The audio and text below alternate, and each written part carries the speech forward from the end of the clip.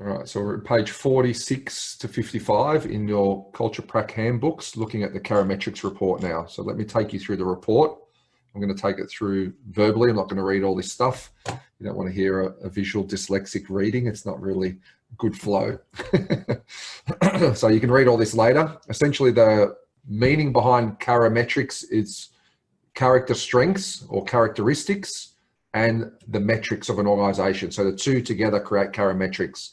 Now you can run character strengths report on its own, which is the first part of the report. You don't have to run the metrics part, which is the comparison to a culture or a role. Now it takes the 7 layers of evolution mapped against character. That's what it's built on. And the level that it works at is here right at the core. So with Charametrics and team culture engagement surveys or culture reporting from your monthly reporting at ShareTree, you really can see whether there's a good, strong culture fit. It's the only tool of its type in the world. So there's multiple parts of the report, which I'll just go through directly on this sample one. So here we have a sample report. The first part of the report, voluntary asked them to provide their age. So why do you think the age might be important? For the evolution part? Exactly. So the evolution cycle, nothing's fixed, right? But it does give you insight on what lens they may be most likely looking through at this phase of life. And again, going back to what we talked about before, the depth and the breadth that each of us go through in our evolution cycle is all uniquely our own. And it never ends. It's a continuous cycle of improvement. Now, at age 44, the primary lens, the major phase is purpose and meaning. And then the sub phase would be achievement and significance. So this person may be looking through, how do I drive or achieve outcomes in alignment to my purpose? Yeah, that may be the type of lens that they're looking through at this phase of life. So this helps give insight to where we might start some questions. The next part is then how the person likes to be valued. Out of the 5 ways of being valued, they prefer to be heard, be supported, and be seen. This is useful then in what questions you ask and the way you acknowledge to get better into engagement, because you can understand what their preferences are. This is also designed to be put up on your workstation, this first page. So the idea is when you're working with teams, you can go into their work environment, you understand their preferred way of being valued, you understand their strengths. Yeah, there's nothing to be hidden here. You know what stage of evolution you're inspired by, and then everyone can sort of work together to speak to each other out of the language of your own character. The next part is now your evolution cycle, preferred evolution cycle. Now, is there someone that would like me to bring up their report to discuss online, or you prefer not to? If you want to share one, otherwise I'll I don't mind. You don't mind? Yeah, I can actually have mine too. Thanks for being open and courageous. You've got your report, Michelle? You completed it? Actually, I did do it. Yep. Let me just pull it You out. can't see it? No, let me check. I have to check in the file because I haven't seen an email come through from it being completed. So hopefully it's been done. Otherwise, we'll get Kevin to work on it. Services, Charametrics reports. For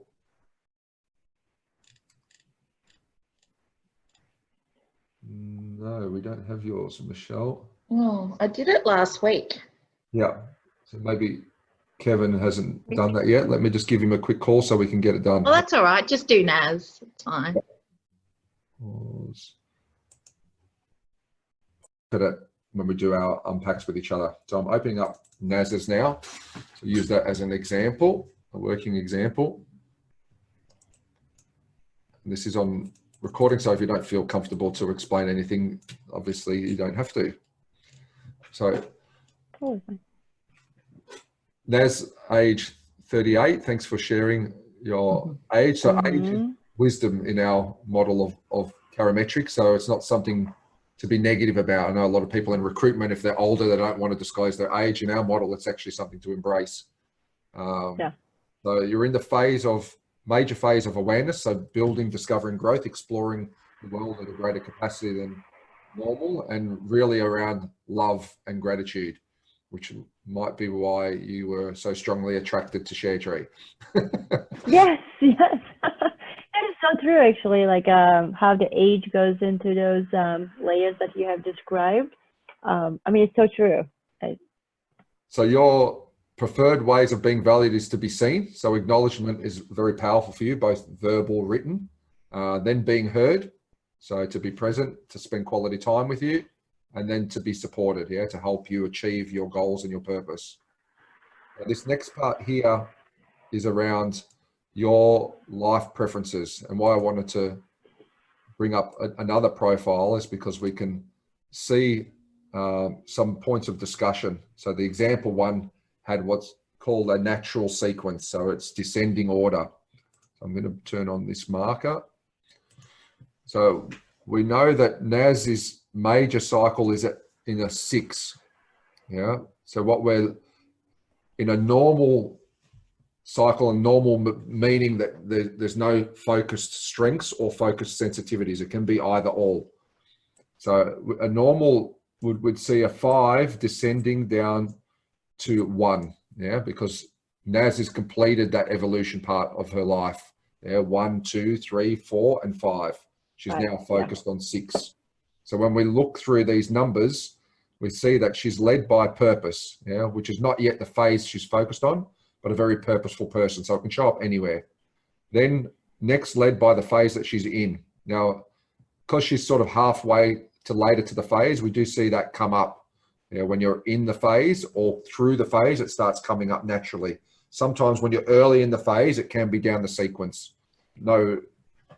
No major cause for discussion, but it's an area where you can discuss if you choose to. Now, the 4 and the 3 are preceding the 5. Yeah, so there's a need to feel valued that's strong here, and a need to feel accomplished. Not hugely, because it's not right on the top of the chain. If it was right on the top of the chain, that would be a stronger indicator of something to discuss. But there is something that's preceded the 5. Yeah. So Stephen, is this also related to the culture that I will be a good fit as well? It says life culture needs preference. So like I will be more comfortable and fit if the culture is, if I work in a culture where, you know, I'm constantly feeling evolved and meaningful and valued. yes, so the environment is that outer layer. When we're in Dilt's model, that will have an impact. But it's out of all those layers, it's the least impact. It's the inner layers that are more important. So the questions I would ask you, if you're comfortable to share them, is right now in your life, what's driving your sense and need to be accomplished? Is there something circumstantial that's happened in your life that is driving a need to feel accomplished and valued? Yes, I think accomplishment is it's where it comes for the past like 5-6 months, you know, like launching my website. It's constantly just want to see and feel accomplished, and just the journey gets messy but fun. So that kind of, you know, like pulls from what I value and that purpose. So it kind of motivates me, but constantly feeling accomplished and want to see things happening. It's what it drives me for the past like 6 months. Perfect. So that is a very logical explanation for a logical change in sequence. So it's contextual to where she's at. You've just moved away from a employed job, a safe, and you're driving growth in your own business. You're building that business. You want to accomplish something, and you want to be valued for what you're creating. So it makes a lot of sense from what you've described. For me, there's no more depth to go there, but if you wanted to explore further, say it was a more extreme case. Say we saw the 4 right up the top here. Yeah. So it's really a focus point now for NAS. So we might explore in that age sequence what might have happened. Yeah? In your early life, in your teens, were there any circumstances that potentially suppressed your power? Yeah. Do you feel like Mm-hmm. you're empowered, or do you have circumstances in life that may have suppressed that power? So you can explore what's creating that. So is there a scenario like that in life? Yes. So not just really have the power, express the power. And that's, in the early ages. And I think that's what it's kind of exploring and discovering, because of that power has been like hidden, almost, like, I feel like. Yeah, so it's been held down. Held down. Yeah, definitely. Yeah, because I see you as a powerful person. I can see you've got a lot of to you. Yeah. And it only came out, and that's why, like, I'm experiencing, and that's what I'm sharing with people. It only came out after I found my purpose. Yeah. And that power. It was almost like a hidden in the garden that, like, I didn't know where to look at it, and it just suddenly just appeared. It's almost like, like miracle, to me. Yeah. I have a quick question. So when you look at the first one, where you see the first is 7, second is 6, third and 4, that means like how I prioritize, right? My preferences by my answers. Okay. Yeah. So this is telling us which lenses are most important to you. And what we're doing is looking how those lens sequences are based on where you are now and where you've come from. So they don't mean bad things. They mean good areas to look for discussion. And then what we're doing is seeing whether you're leveraging them as strengths, which you are. So you're leveraging that right now to drive you to achieve what you want to achieve. So it's very healthy. But if you uncover now that it's a limitation, I'm very, focused on safety and security because I've lost my job. Yeah. Mm-hmm. And it's up number 1. Now you've got something that we can work on to potentially let go of. That becomes the companioning aspect. You can see okay. Because feeling safe, it might be situational. Like, it might be like, it just makes, it makes sense that it's on the, even if, I lost my job, it's on the last one. Feeling safe, does that mean like I don't really care about it? I do, but I'm feeling safe. It's in its right place because of this, Naz. You built your framework about what's important in safety in that early stage of life. And it's been that's why that's stable. So you've got a stable frame of reference now to look back at. It's like, I've lost some income, but my existence is not a threat. I still have what I need. So even though you're going through challenges in life, it keeps it in that place. Now, if you had a sensitivity, you would see that rise right up. It would become number 1, in fact, in a lot of cases. In a lot of cases. Now you have a point of discussion. And this is where this is very powerful. Now, it's easy to also, if you're not comfortable, just glide over this part. Yeah. Or if you don't understand, or if you don't believe in the model, that's fine too. There's many truths in the world. You can glide over this part. But I find this part is, in my experience, the most powerful point to look at to create discussion. Yeah. No, I think it is more powerful in terms of how it matches, like your major phase is 6, and then it really matches, like which phase of your life that you are in, and you kind of, complete, like phase 1, complete the first, feeling safe and secure. And now it's not at your priority or your area of focus. And I think it matches. I think it's very powerful. As long as you know how to read it. And so I'm not going to go in deep. We're on a recording, and I respect your privacy. But that's how you start looking at the areas to make questions. That's totally fine. How about yourself, Michelle and Jen? Any questions you might have on that bit? Not the top bit. I'm interested in the next bit. Yeah. So now, the only question I have in that same section with the life and culture needs, I'm finding it difficult to differentiate meaningful and evolved in terms of what we would be looking for in that discussion. And maybe because in Naz's example, like for me, they're both very linked to, well, it's all linked to purpose, but as in, if someone had like a high 7, but then a low 6, like how would that be different to say when they're very closely linked together? Yeah. So the feeling evolved is about growth and discovery. Yeah, it's really about expanding the mind. it's often strongly associated to the intellect as well, and the sense of adventure. Yeah, it's really about being out there and in an expansive way. And it's a good indicator of growth mindset as well, by the way, having a strong 6. There is ties to all of them, in fact, but as the ones next to each other have stronger associations because there's an evolution in exchange between the layers as well. So the sense of meaning is different, and the main differences is driven by a sense of meaning is to have a higher sense of purpose and contribution. Yeah, it's about how do I now have a legacy? How do I leave an impact?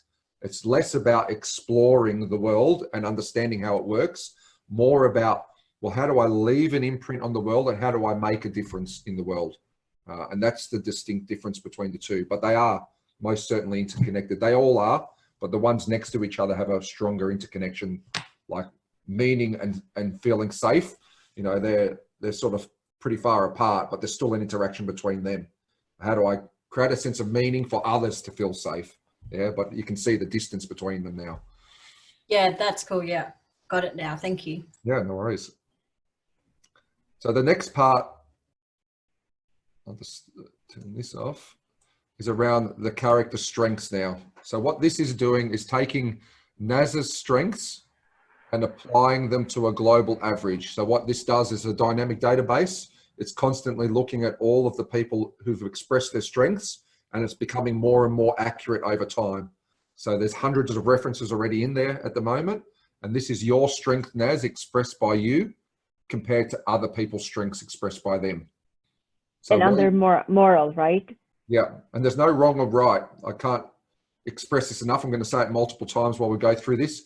If you see a void, it doesn't mean you're void of that character trait. It just means you don't lead with that character trait.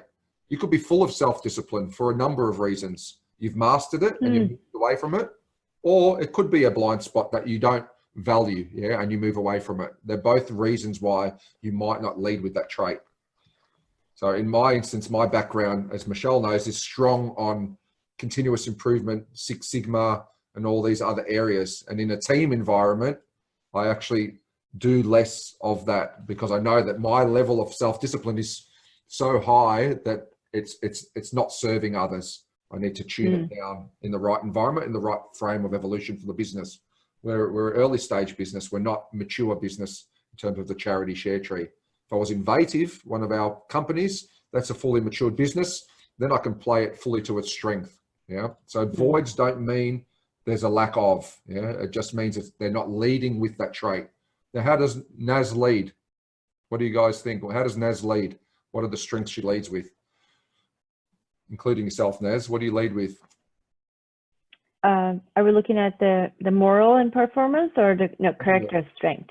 Anywhere. Yeah, this area here. What are your strengths versus global average? What sets you out differently to others? Hope and love. Hope and love, yeah. Big standouts. And you get a sense of that, right? Just in the 3 days we've worked together. You're a big leader of hope, and you're a strong character strength of love, enthusiasm, gratitude, like all of that just flows out of you naturally. Yeah. Yes. Respect and truth are also strengths. Yeah.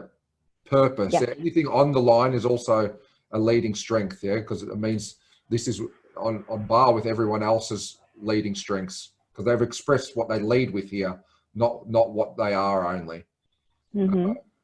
Tolerance and trustworthiness. So now if you start looking across the layers and adding them up, it's like, oh yeah, this layer is a double strength. Yeah. Truth is important to your moral aspect, and the way you act, trustworthiness is important to the way you perform.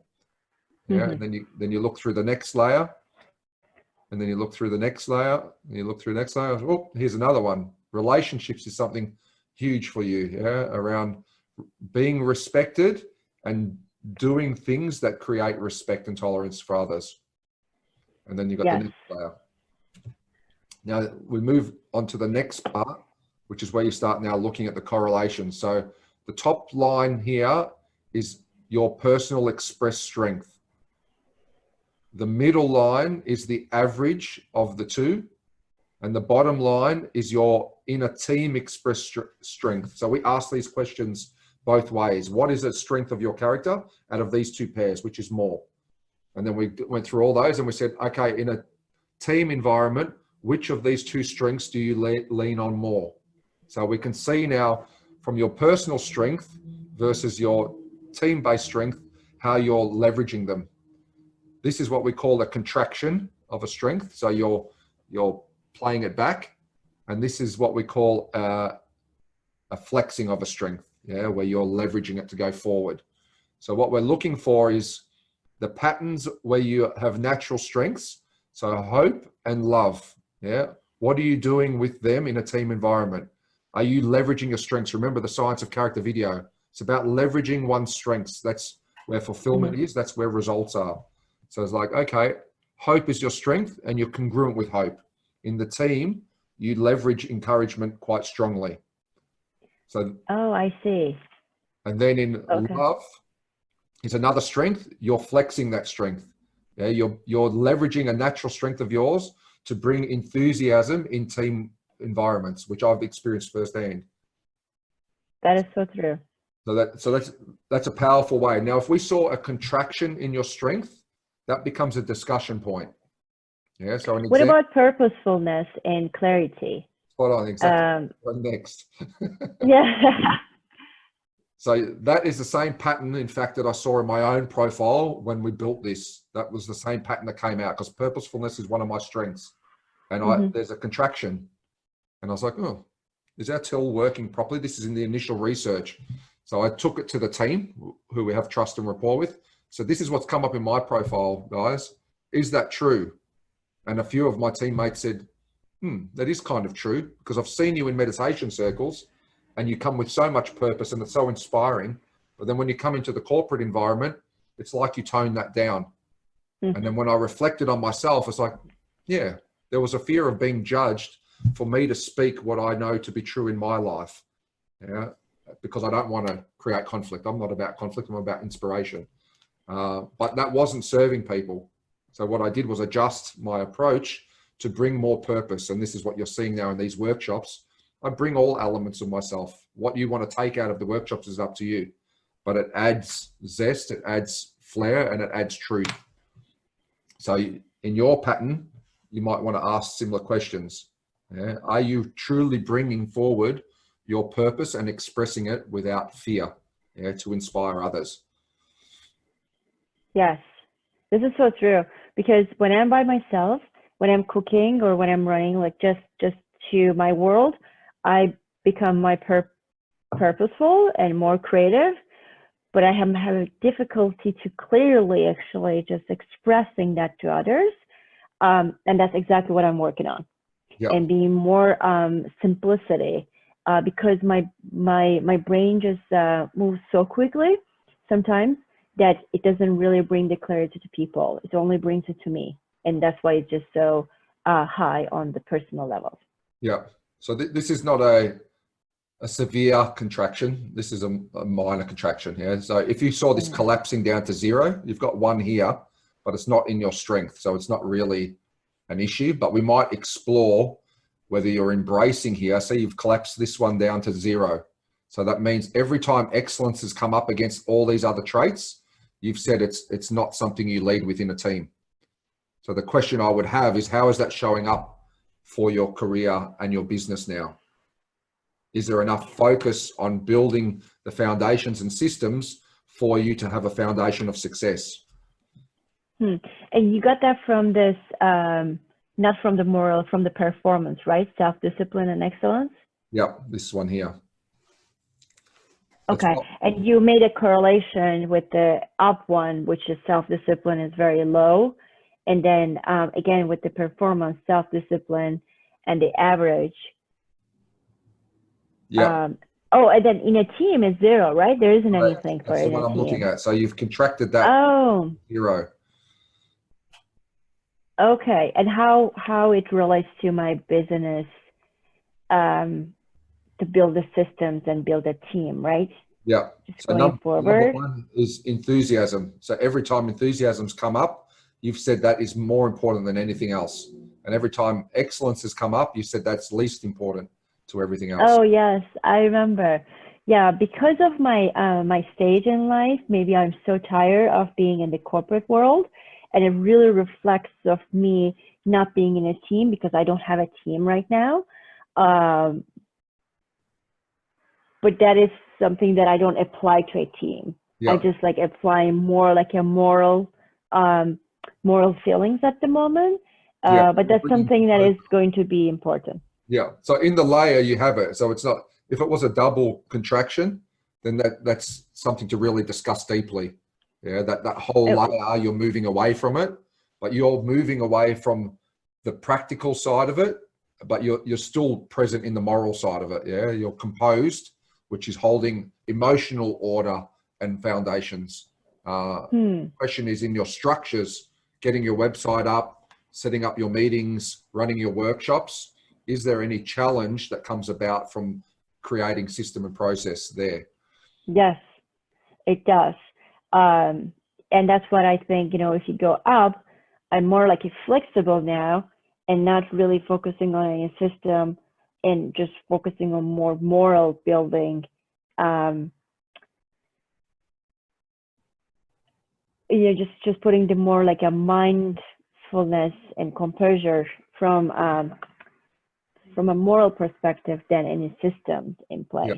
Yeah. Okay. We won't go into it deeply here, but I'm just giving you guys live examples of how you would look for the pattern. So what that's so true. We're looking at the strengths to make sure that they're flexing them and utilizing them. And then we're looking at the areas where they're moving away from or they're not focused on as a leading character strength, and whether that's showing up in a pattern that is holding them back or whether it is something they've mastered. Okay. But that's also, it's good that, you know, you see it here very clearly. I think that's why it's powerful, which area that you can actually build your strength to make it more powerful for your journey. Yeah. And that's the process of doing it. Start with strengths and then move to areas of growth. Yeah. Always in that cycle. Strengths. Always. Growth. Yeah. If anything to let go of the growth, just focus on strengths. Make sure one person's leveraging their strengths first. If you master that process, success in life will come in itself. The next stage is to have a look at where are there growth opportunities and which ones do I want to pick to support my strengths further. A good one, for instance, is if you have a strength in truth and honesty, pairing that with tact, and respect. So it's about building balance in the character pairs. Mm-hmm. Okay, so those are powerful, right? That's why you're talking about leveraging that strength. Yeah. So you can see here another pattern. So wisdom is not a way that you lead with your approach in your strengths, but you can see you're really flexing that up from nothing. Yeah, it's quite low from nothing, and you're flexing that up in a team environment, which correlates back to your stage 6. Yeah, really building awareness and discovery now, which is all in this space 6. Yeah, you can see you're flexing that up naturally as part of your evolution. Okay, and also I'm putting into like a leadership in a team, which is interesting, isn't it? Yeah, that's what I'm talking about. That's what you're talking about. Right? Yeah, wisdom and leadership. So you're really flexing into that space. That's layer 6, which you have a look at what phase you're in, layer 6. And the sub phase is you're doing that through love and gratitude. If you have a look at the other area you're flexing up, layer 4, yeah, through enthusiasm. That's so true. you're working to your strengths. Okay. Good. Okay, that's interesting. Any questions on that one, the patterns and how we look at them? No, I think it's very easy and simple, and the way that you guide it. When you know what to look for, it's basic, right? But the depth is deep. Yes, it is.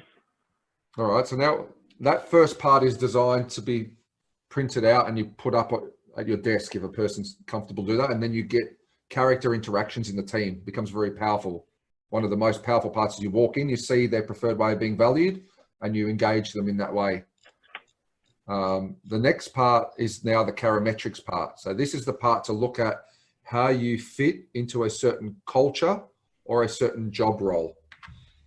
So okay. this is your fit with a set of one's client supplied, service innovation, excellence. So these are the ShareTree culture practitioner ones that we generate out of the workshops. So this is how you're contributing to the culture. So your strength of contribution to the culture is a sense of truthfulness and respect. Yeah, they're the biggest areas of contribution to the culture. Mm-hmm. The areas where we look at leveraging strengths of others to help you succeed. So now if I'm working with you to get results, look and see how this works now. I know now that I need to back you up with wisdom and self-discipline. Yeah. Now, will I be the best person to support you, or would Jamie or Kevin be the best person to support you? If you have a look at this, which is actually my profile, have a wisdom and self-discipline. Yeah, they are my strengths. So I didn't know what your Charametrics was before, but now I know why we work so well together.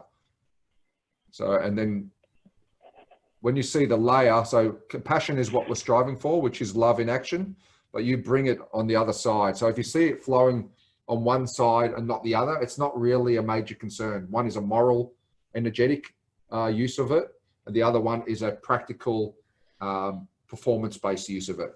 So you've got plenty on the love side and gratitude. We're striving for compassion group, which is coming from service. Yeah, doing acts that are loving. And I have a quick question, Stephen. So the culture-wise, it's more primary aspiration is the service and innovation and excellence kind of industries, or where you get those? Yes. So that what it does is when we did remember culture DNA in the first session, and we come up with 3 primaries and the 4 secondaries. Yes. These Oh, are okay. 3 primaries. They carry more weight as primaries. And then what they do is they map into which character group they are, because there's similar energy to them. So if you pick determination, like we've got down here, that fits in the courage group. So it's similar to resilience, steadfastness, decisiveness, like all those ones that have similar energy. Okay. Yep. So this is a 65.6% fit. Now, it's not about you fitting exactly to this. If you're doing it for a role, it does become more like that. If I want you to fit the role, but this is more about how are you going to create impact in our culture. So you're going to bring a ton of truth and trustworthiness. So you're going to help build relationships, which is a key aspect of selling, in fact, yeah, to build relationships based on trust and leadership. You're going to bring a ton of gratitude in this space through your strength in love group. The areas where we need to pair you with others to support you would be in the self-discipline and the wisdom group, if they were coming about because they're not things that you like. Yeah. It could be the case that you move away from it because it's mastered as well. That's the other scenario that can come up.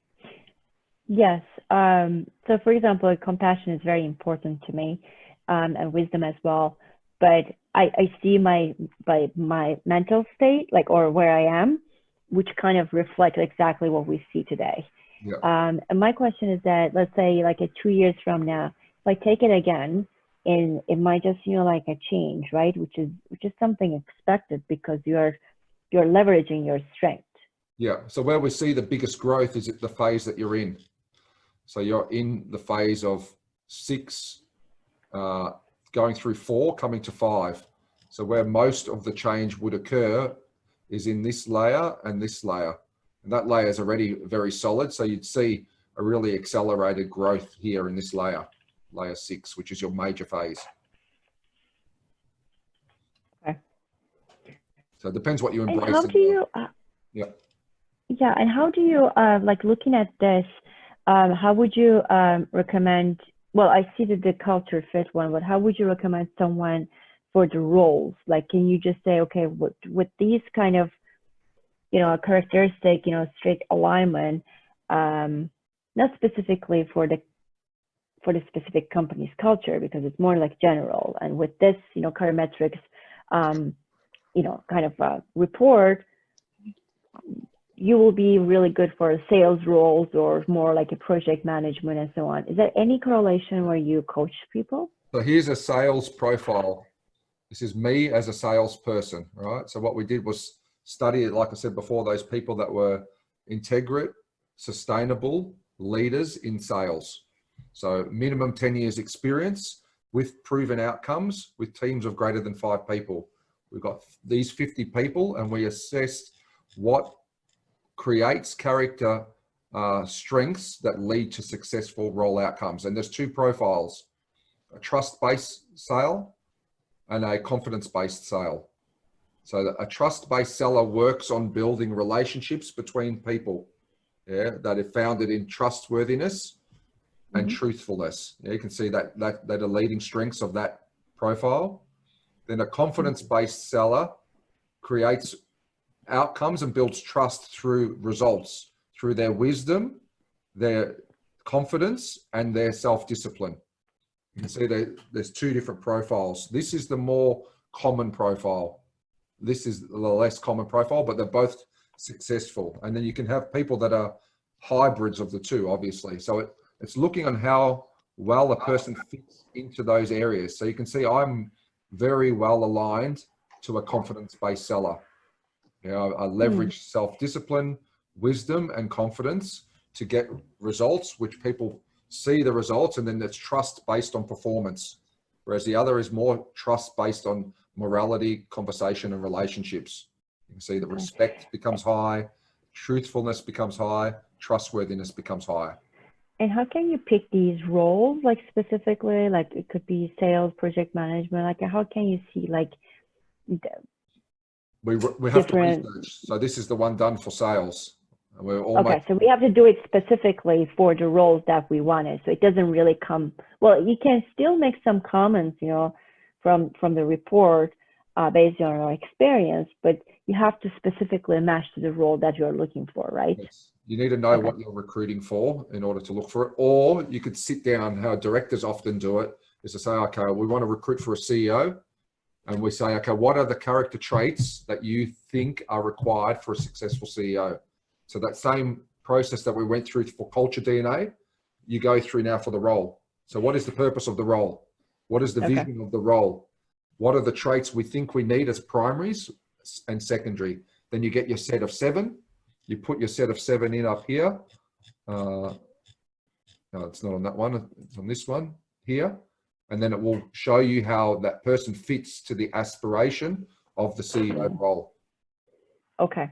Make sense? Yes. So, but then the source becomes from an aspiration of directors. Does that necessarily mean that's what's needed for performance? That's science-based. I'm always for science. That's 3 months of research that's proven on successful outcomes. So they both work. This is more stronger, is my point. Yeah. Okay. Cool. So we're in the process of doing that for leadership and operations. So we're going to slowly go through all different roles. We've got enough people now in HR space to probably do one on HR as well. Okay. So that makes sense. And then we can always match it, based on the role that we are looking for a specific person. Yeah. So if there's a growing demand, then we can do the research piece for it. So sales is a huge one. People are asking for it all the time. Yeah, like I would think for a future generation, that people are looking for their character results for moral and performance, along with the cultural fit. It will be amazing for them to see what type of role they are fit to in that culture. It's a whole, like a package for them to know as a guidance, Yeah, so that's maybe something we can work on together, is once we build all these out. But I don't like pigeonholing anyone either. The reality is people can actually move over time to wherever your purpose is. Purpose is what the driving factor is. And you will find, if your purpose is to have this impact in the world, well, you might do that in the role of developing people. You might do that in the role of education. You might do that in the role of like there's no right or wrongs. Yeah. Maybe generic, coaching would be much more ideal, instead of just saying that this role is matches to your person. Yeah. Here's where your strengths that you've developed right now in life might serve you best. But because we're constantly evolving, someone that's in the teenage phase, you'll see strengths will be typically a lot stronger down here. And then as they continue to evolve, they build these strengths up. Hope and purpose and wisdom, these are all strengths that start emerging in the later phases of evolution. Okay. Good discussion. So this last part then is the impact on the culture. So what I can do is pair that with monthly reporting to have a look at where we are in our culture. So let me just bring that up as an example.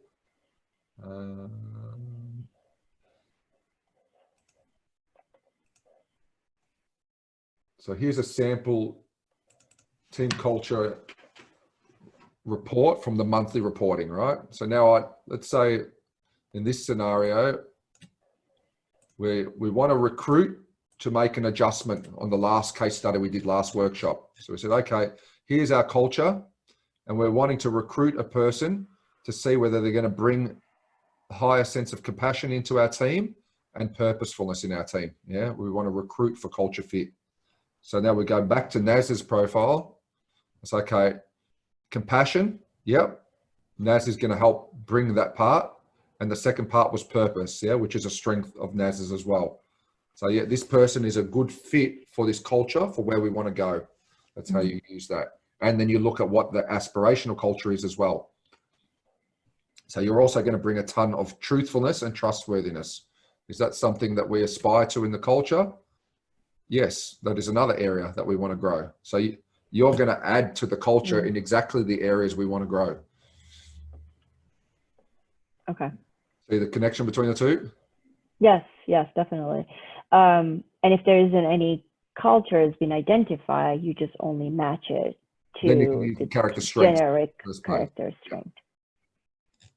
So intuitively, you know, right? You've worked in cultures all your lives. You know what the sense of the culture need is, especially now that you understand character. You could say it needs a bit more truth. It needs a bit more leadership. It needs a little bit more, drive and determination. Yes, definitely. You don't need to go through the full culture DNA. In terms of your DISC profile, I won't spend much time on this, but you're driven through relationships, which is a strong I and S, and you're moving away from directness. That's so interesting that when I took the DISC in a corporate world, I was more like ID, and there was no S, and now I see it that I'm just moving away from like D, just because maybe the environment has changed. So it's interesting to see it. How you'll get results through people, which is your natural strength. Yeah. So communicating to people to inspire them is how you're getting results, and your natural strength is through connection and relationships. Good. All right. So now we come to the practical part. What we're going to do is breakout rooms to do an unpack. Let me see if Michelle's is ready. Charametrics.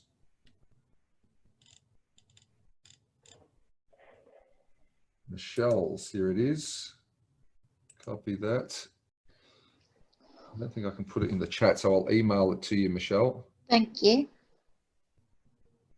I'll just pause this so that all of the recording people don't get your email address.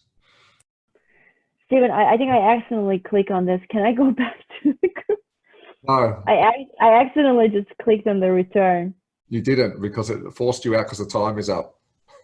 Oh, it did? Oh, it did. It was I was like, don't leave me hanging. Oh, was it? Okay. Maybe it's late. I just saw that I pressed on something. So the time goes quickly, right? When you start getting into character discussion. Yeah. Definitely. Yes, it's very nice. It also just forces your imagination as well, like your ideas and how you see connection. It might be different for each person, I assume. Yeah. Every one I go to is unique, definitely. So what was clearer to you now? What was useful about that tool that you'll take forward?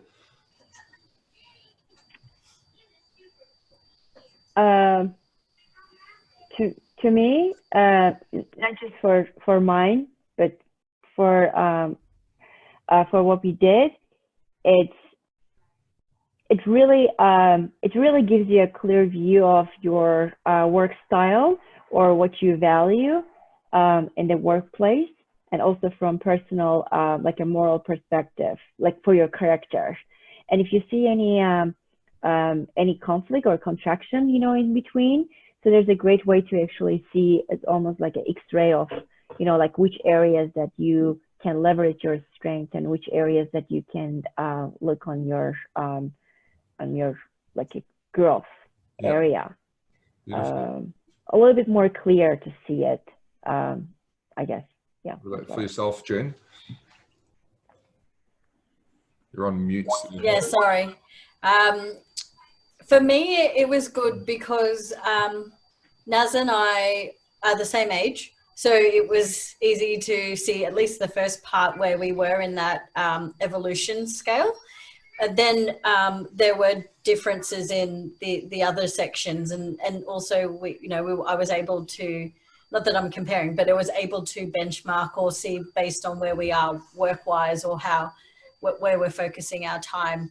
I was able to like really learn from her experiences or what she was seeing in my report.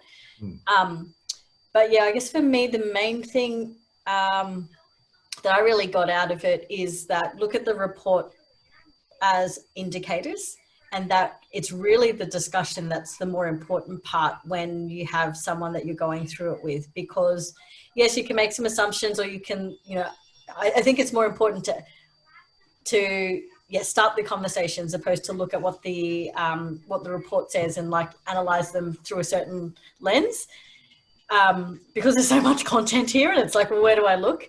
But definitely see it as a tool that helps language or framework the conversations that can really matter, whether it's their leadership style or whether it's how fit to purpose their current work is to who they are and things like that. But yeah, there's just so much opportunity or to have that discussion through the reporting. Yeah. When I do a deep dive coaching session, I basically go through purpose, vision, Charametrics, and then they set out, what are their 3 primaries, what are the 4 secondaries that they're going to embrace to take them to where they want to go. But be prepared to put aside 2 hours to do something like that. Yeah, that's a big chunk of work. How about yourself, Michelle? Yeah, it's such a powerful discussion, isn't it? When you look at, you start asking yourself, why am I there? And, I think we've got a pretty good idea of it on the surface, but then we can go deeper than that.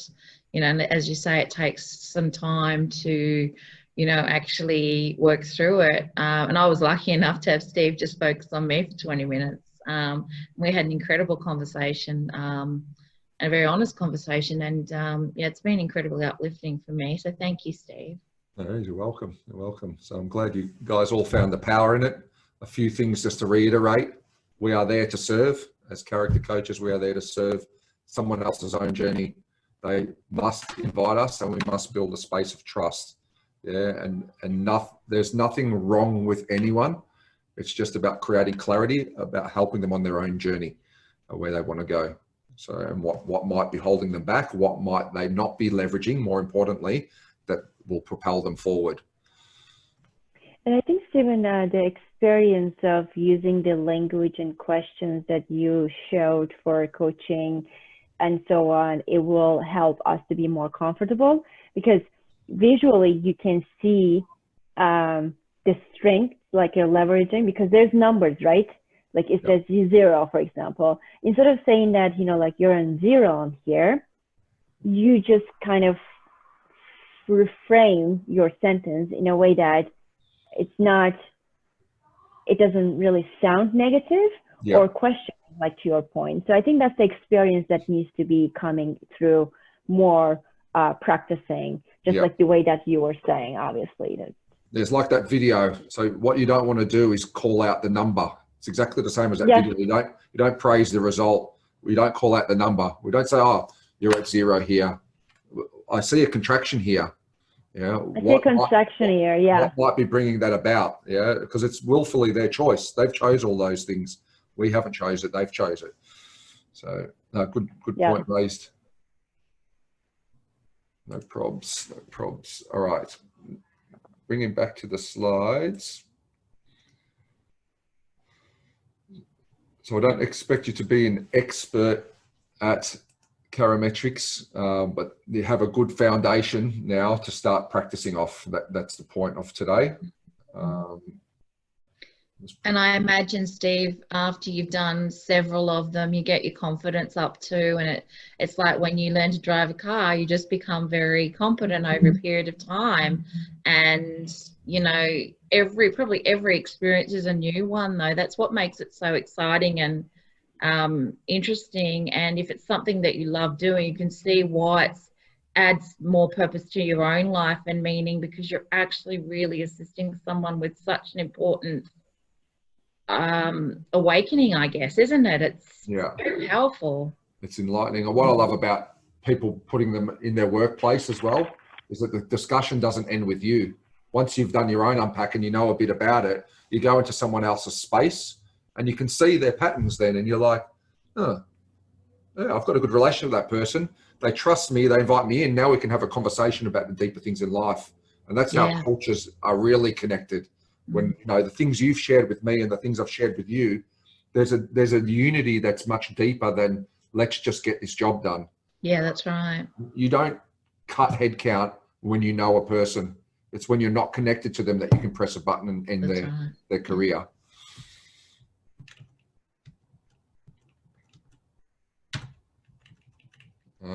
So we went through all of the different models, so now you can see hopefully clearer the difference between companioning and coaching. And now we are getting into the execution part of things.